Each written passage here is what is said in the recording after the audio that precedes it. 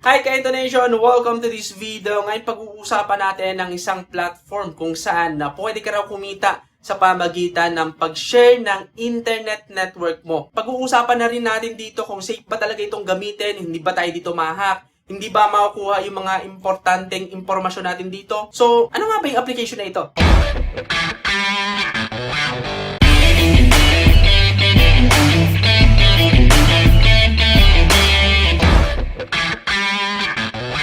So, ito po ay ang getgrass.io. Ano nga ba yung getgrass.io at ano ba yung ino-offer ng platform nito? Kung familiar ka po sa Honeygain, no, parang ganito lang rin ang getgrass.io. Bibigyan ka dito ng reward once na binahagi mo yung mga unused na network resources mo. Sa madaling salita, kikita ka dito kapag binahagi mo yung mga unused internet bandwidth mo. So, ang pagkakaiba lang po ng getgrass.io sa Honeygain, ang pwede mong kitain dito o makuha dito ay isang token which is hindi pa available ngayon kasi nasa beta testing pa lang ang application na ito. Hindi katulad sa Honeygain na dollar ang makukuha mo o dollar yung kikitain mo. Bago natin pag-usapan kung paano ka makakuha ng reward dito, pag-usapan muna natin paano ba mag-register at paano ba magsimula dito sa getgrass.io. So ngayon, paano ka makakapag-register sa getgrass.io? So ang kailangan mo lang gawin ay pumunta dito sa getgrass.io.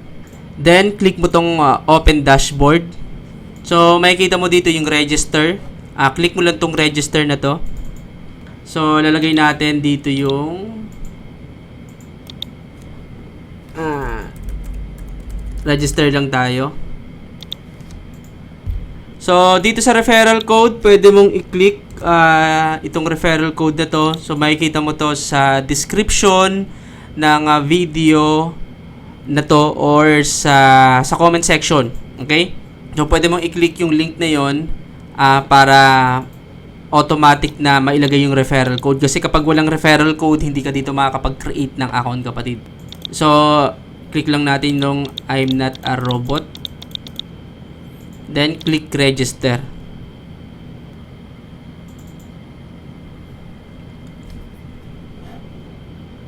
So, ayun, nakapag ganun lang kadali, kapatid, na makapag-create ng account dito sa getgrass.io basta meron kang referral code. Kasi kung wala kang referral code, hindi ka makakapag-create ng account dito, kapatid. Ang tanong, paano ka makakuha ng reward dito? Una, ay sa pamagitan ng pag-share ng internet bandwidth mo. So, paano? Panoorin mo to. Ngayon, paano ka naman kikita? Okay? O paano ka magkakaroon ng reward?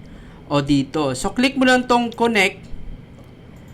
Then, mapupunta ka dito sa Grass extension sa Google Chrome. Then, click mo lang tong add to Chrome. Yan, add extension.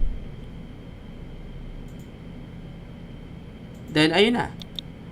Ipin lang natin to para makikita ko dito. So, make sure na i-login mo yun, kapatid. Login lang natin.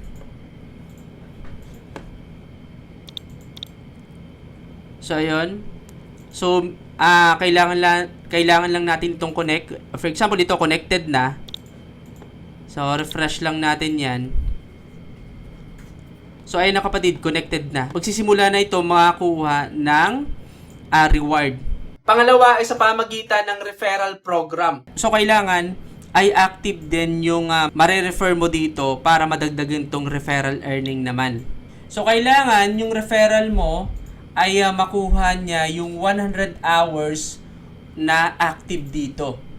Okay? Para kumita ka dito sa referral earnings. Once na hindi active yung makuha mo, okay, meron nag-register pero hindi active, hindi umabot sa 100 hours ng uptime sa paggamit itong getgrass.io, so hindi ka po kikita dito sa referral.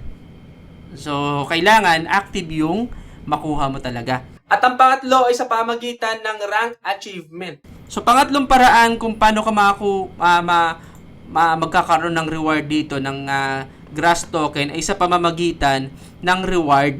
Okay, itong reward na to, kapatid. So, dito, meron dalawang paraan para makakuha ka ng reward. Dapat makaipon ka ng 373 points or 6 referrals. Para naman maging silver ka, kailangan magkaroon ka ng 2,595 points or 11 referrals. Pag maka-gold ka naman, ay 11,351 points or 17 referrals. For example, para ma-visualize mo kapatid. So, dito sa referral, so ayan, punta tayo dito sa dashboard. So, ito yung example. Dito, ang total na kinita ko dito sa March 19, nagkaroon ako ng network earning na 1,800. Dito sa rank achievement naman ay 150. Dito sa referral bonus ay 5,000. So, yung total niyan ay 6,950. Dito naman sa network earnings to ay 1,780. At yung rank achievement na nakuha ko naman ay 565. Dito yan sa reward kapatid. I-claim mo yan dito once na mapuno mo ito kapatid. Ang kailangan ko na lang ay 7,000 para maabot ko yung gold. Okay, so ayan. Yung platinum pala. So once na maabot ako dito, may claim ko, magkakaroon ako ng additional reward dito kapatid. So yan yung mga paraan kung paano ka makakuha ng mga reward gamit ang getgrass.io. Ngayon pag-usapan naman natin yung mga maganda at hindi magandang bagay sa platform nito para malaman mo kung pwede ba ito sa'yo o hindi ito para sa'yo. Okay? Unahin na natin yung mga hindi magandang bagay na nakita ko. Unang nakita kong hindi magandang bagay, simula nang ginawa ko ang video na to, ang platform na ito ay wala pang payout option. So, inilagay ko ito sa cons kasi kung naghahanap ka ng pagkakakitaan ngayon, hindi pa ito magandang paraan para sa'yo kapatid. Kasi hindi ka pa kikita ng pera dito sa ngayon. Kasi nasa beta testing pa lang sila, no, namimigay pa lang sila ng airdrop, ng grass tokens. Pangalawang hindi ko nagustuhan o pangalawang nakita kong hindi magandang bagay dito ay yung bago ka makapag-join, kailangan mo ng referral code. No? Para sa akin kasi dito nagsisimula yung mga unethical na pamamaraan ng promotion para lang makakuha ng referral. Pero hindi naman ganun kalaking effect ito sa platform. Pero nung nalaman ko kasi itong platform na ito, naghanap ako ng referral code para lang makapag-create ng account. So, para sa akin, hassle sa paraang yun. Okay? So, ito lang yung nakita kong hindi magandang bagay. Pero minor lang naman ito kapatid. No, pag-usapan naman natin yung mga magandang bagay na nakita ko dito sa platform na ito. Unang nakita kong magandang bagay dito ay pwede kang kumita ng passive income. Bakit? Dahil once na set up mo na yung extension at na-open mo na yung computer mo, tuloy-tuloy yung pagkuha mo ng grass token o tuloy-tuloy yung pagkakaroon ng reward, makukuha ka ng reward. Kasi once na magkaroon ng value yung grass token na to kapatid at magkaroon na ng payout option, no, pwede ka talagang kumita dito ng malaki. Okay? Pangalawang nagustuhan ko dito ay yung getgrass.io ay mas safe, mas ethical kaysa sa ibang mga kakompetensya nito. No, paano ko nasabi? Sa ibang mga ganitong klase ng platform, hindi malinaw kung paano nila pinoprotektahan yung mga nakukuha nilang impormasyon o yung mga info. So, hindi mo alam yung paggamit mo ba ng credit card sa browser, nakuha ba nila yon o hindi? O kabilang ba yun sa mga nakuha nilang information? O yung mga iba pang mga confidential info na iniingatan mo, possible ba nilang makuha yon? So, hindi natin alam kapatid sa ibang ganitong klase ng platform. Pero dito sa getgrass.io, mas nakikita ko na mas safe, mas ethical yung pamamaraan ng pag-share mo o ng pagkuha nila ng mga information. Ngayon, kung ang tanong mo, paano mo naman nasabi yan? Okay? Paano mo masisiguro na mas safe yung pagkuha nila ng information? So, panoorin mo to. Para makuha naman natin kung talagang safe yung makuha nilang data sa atin, so ang kailangan mo lang gawin ay i-right click tong grass extension, then i-click itong view web permissions. Okay? So makakuha mo to kapatid. Then dito, meron dito nakalagay na wait, hanapin natin. Itong payment handlers. So ibablock natin to. So make sure na hindi kasama sa makukuha nilang data yung payment. Okay?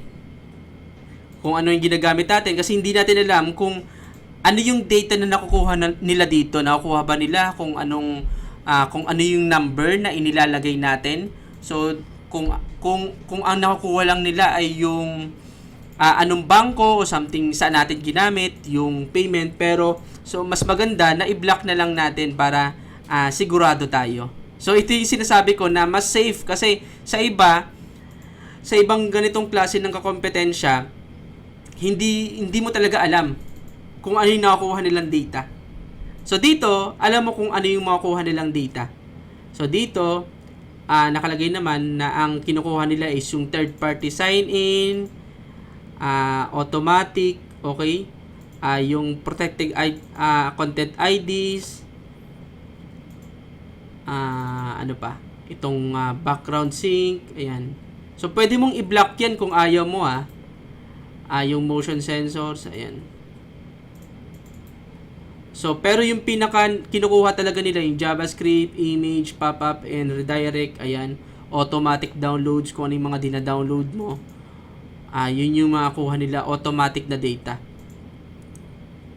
Pero kung sabi ko nga, kung ayaw mo, for example, itong camera, nakalagay naman ask, pero kung sabihin natin motion sensor, ayaw mong makuha nila yan, so, pwede mong ilagay na black, okay, kung ayaw mo. Depende sa kapatid. Okay? So, yun lang.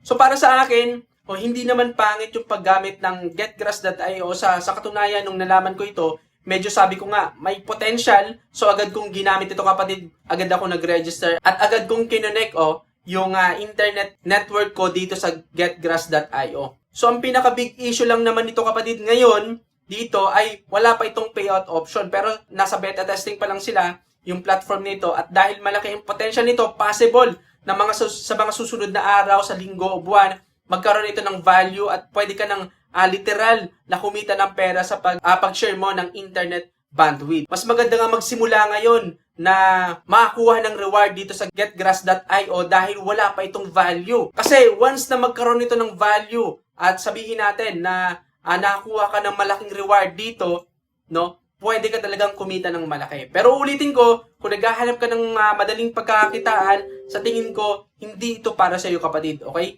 Pero kung nakikita mo yung potential ng platform na ito, pwede mo itong simulan ngayon. So ang review natin dito, ang getgrass.io ay isa sa mga safe at ethical na paraan kung paano kakikita ng pera sa pag-share ng internet bandwidth mo. Ngayon, ikaw naman yung tatanungin ko kapatid, ano yung masasabi mo sa platform na ito? Naniniwala ka ba na pwede ka ba talagang kumita dito? O masasabi mo na, teka, unethical ata yan, pwede akong ma-hack dyan. So comment mo sa haba ng video na to kung ano yung kuro-kuro mo, ano yung opinion mo dito sa platform nito. Maganda ba para sa iyo ang platform na ito o hindi? No? Comment mo na rin sa haba ng video na to kung meron kang gustong application o website na gustong ipa-review, kung nag-aalangan ka, kung maganda bang gamitin yung application o website, no, kung scam ba o ethical yung application o website na gusto mong gamitin. So dito nagtatapos ang topic natin ngayon. Kung marami ka natutunan, no, give me a big thumbs up, no, share this video, comment below, subscribe. At huwag mong kalimutang i-click ang notification bell para lagi kang updated sa video na gagawin natin. Hanggang sa muli, I'm Neil Llanto, I'm Internet Marketing Vlogger. Bye-bye!